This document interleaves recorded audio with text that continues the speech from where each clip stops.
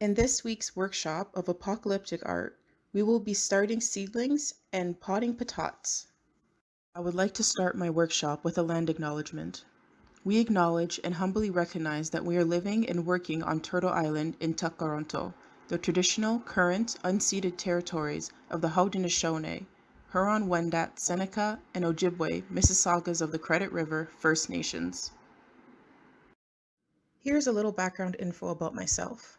I'm a 27-year-old non-binary Afro-Indigenous multidisciplinary artist, baker, entrepreneur, and psychology student. I run a baking catering business called Pig Out Pastries. I am also part of the Weavin' Men Collective, a mixed Indigenous group based out of Takaronto that focuses on the resurgence of traditional Indigenous practices for the queer, two-spirit, Black, and Indigenous people of color residing on Turtle Island. For this workshop, I will guide you on how to start seedlings. Materials for this include a Jiffy greenhouse, warm water, biodegradable seeding pots, soil, and the seeds of your choice. We are going to add about 1/8 a cup of water per pellet, which adds up to 5 1/4 cup of warm water for the 36 pellets. The pellets will begin to swell as it absorbs all the water. Once each pellet is completely saturated, carefully peel away the top of the mesh and fluff the peat. Using your pinky, create divots in the peat pellets about 1 inch deep. Now add 2 to 3 seeds of your choice to each pellet. Using scrap paper, I sketched out a chart to keep track of what was planted in each pellet.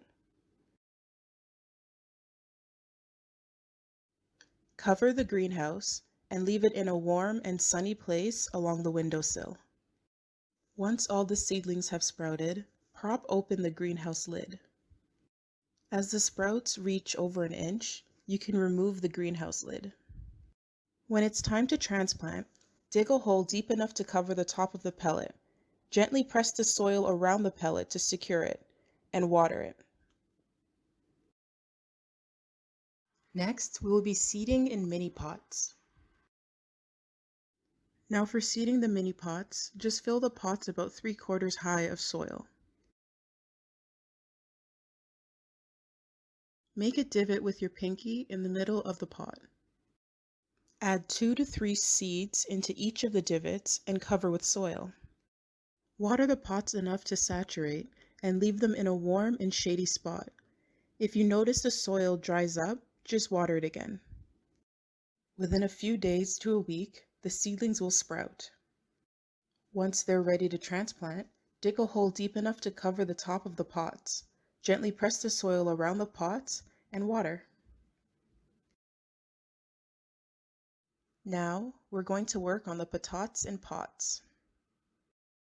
For this, you will need potato seedlings. I chose these organic German butterball seedlings. Potting soil, water, 2 5-gallon plastic pots, an X-Acto knife, and something to mark the pots like a marker or a white pencil crayon like I used. First, we're going to mark where we plan to cut on the inside of the pot. Now, using the X-Acto knife, carefully cut out the sections marked. This may take a few passes with the knife. Once all the sections are cut out, now we can take the second pot and add a layer of gravel to the bottom. Now securely place the sectioned pot into the one with the gravel. Fill the pots with about 4 inches of soil, flatten it, and make 2 divots.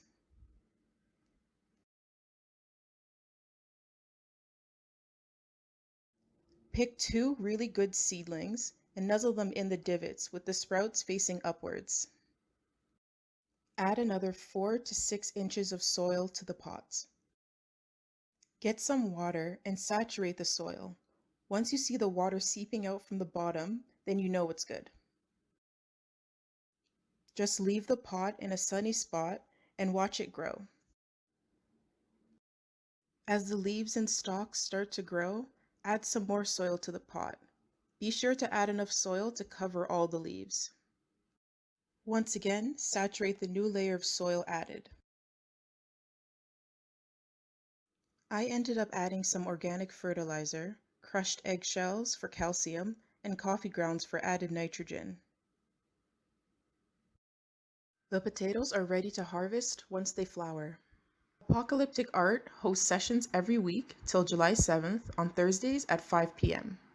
If you have any questions, you can contact Sketch on Facebook, Instagram, their website at sketch.ca, or send an email to info@sketch.ca. Thank you again.